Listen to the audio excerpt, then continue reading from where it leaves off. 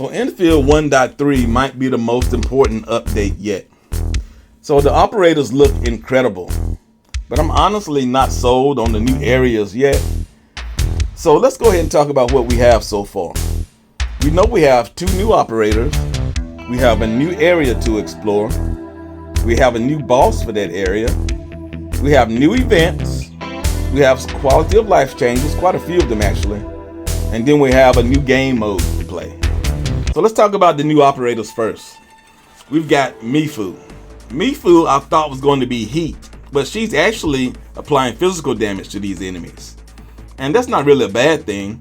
But you see here she has the Kingbo Triplex. This unleashes 3 different moves. She has a move that pulls herself towards the enemy, a move that pulls the enemy towards her, and then there's a move where she basically just dashes straight towards the enemy with 1 hit to apply damage. Massive damage apparently. But now her combo triggers what kind of was interesting to me. Her combo triggers when an enemy reaches 3 vulnerability stacks. So this is going to make Rosie really good with her, I think. And it just depends on how much damage Mifu can do to whether she's going to be good or not. And here you can see her ultimate looks really good with an extra hit afterwards. So now we have the new operator, Camille. He apparently is a vampire. I have no idea how vampires fit into this storyline, but I think it was some kind of accident, some kind of medical accident or something. But he actually does what I thought Mifu would do because he applies heat infliction. What you're looking at here with the bats flying around him, that's his Fire Fang Vesper Wings. And that's something he applies to the enemy because he actually applies a heat susceptibility also. So this is going to make him really good for Lavatane. And also when his heat infliction is consumed, that's what also kicks off his combo trigger. So I mean, this is finally the support that Lavatane is going to need.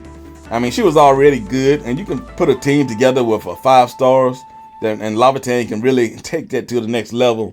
But here you look at his ultimate. Looks really good. A couple of slashes, a lot of swords coming down on the enemies.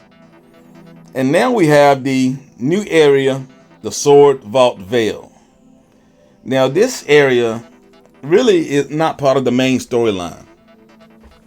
So it's like they're going to come across, I'm not sure if it's a map or some secret corridor or whatever, but they're going to discover the possibility of finding this legendary sword. And this sword, they're going to have to go through this kind of like a jungle area. So I'm expecting it to be a lot like maybe like a Tomb Raider type thing where you see different traps you have to move through. They're fighting animals, and you can see that these animals are actually throwing things at them. So I think they're supposed to be able to just pick up the rocks from their surroundings and use them as weapons. And you see here they're just kind of conversing, saying they're going to go against the new intruders or whatnot. And this kind of looks interesting. It's going to be different than what we're used to, but I'm not sure about it. I'm just not too sold on it, especially since it's a side event. Not a side event, but it's not based on the main storyline. Hopefully they'll still put the same effort into it. And here you can see this new boss for this area. He looks good, and you know, it's kind of looks like something that we may have seen before. Let's see. Yeah, it kind of looks like this guy, but at the same time, if it's good gameplay, I can't be too mad at them. So now we have the quality of life changes, the gear artificing optimization. You can now do this in bulk, so you don't have to do it one at a time. So this is going to save you a little bit of time with the gear artificing. And I'm also with the weapons. Your 5-star weapons can now be used to create material to upgrade your 6-star weapons. So they're not going to just sit in your inventory, not being used anymore. When you're looking for essence for a weapon, instead of trying to decide what to choose on the essence, you can now choose the weapons beforehand that you're searching for an essence for. And when they get the correct one, it'll be highlighted just like you're seeing here. So that'll make that a little easier, and you won't have to go through them one at a time. And your mission list will now show you a priority, meaning the more important missions you'll see above the others that are less important. So you'll know what order you need to do those in if you have the time. And now with the expanded Crucible, they made a change because there was a blockage issue. So when you're running 2 formulas, it's going to be easier. And also when you make a blueprint, those formulas are going to be part of that blueprint, where before they said they were having some issues with that. And we now have a new backup power feature. If you make a mistake and you end up losing power at your AIC, you will have 30 minutes of backup power to correct it. So you can catch it so you don't have to go through and make all of those changes again. The Umbral Monument. Contention of Deadly Silences. This is supposed to be the most difficult one that we've had. So it's going to be a challenge for us. And now what you're looking at is our new game mode. The Trial of Swordmancy. And this game mode, I'm not quite 100% sure on it, but I think it's going to be like daily rewards. And you have the choice of going 1, 2, 3, or 4, choosing. Right now it's at 7. The highest you can get is 10.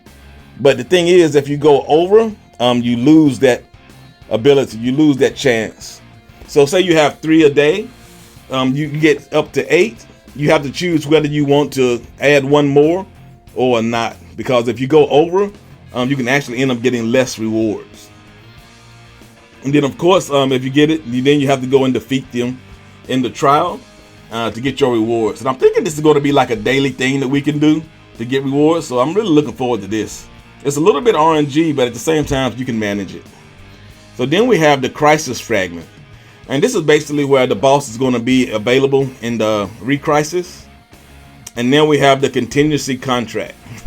And this is going to be like, you're going to have your test criteria.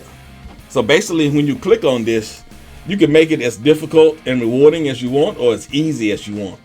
But more difficulty means more rewards. So you can see here, they've selected the options. They have a lot of different options to choose from. And once you choose the options, you can see on the right hand side, that's going to be your, I guess, your weakness that you create. Say dodge cannot be performed, damage dealt by enemies plus 80%, operator attributes minus 40%.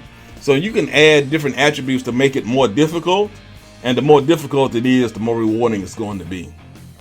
So that's basically all I have, guys. It's really good update. I'm really looking forward to the operators more than anything.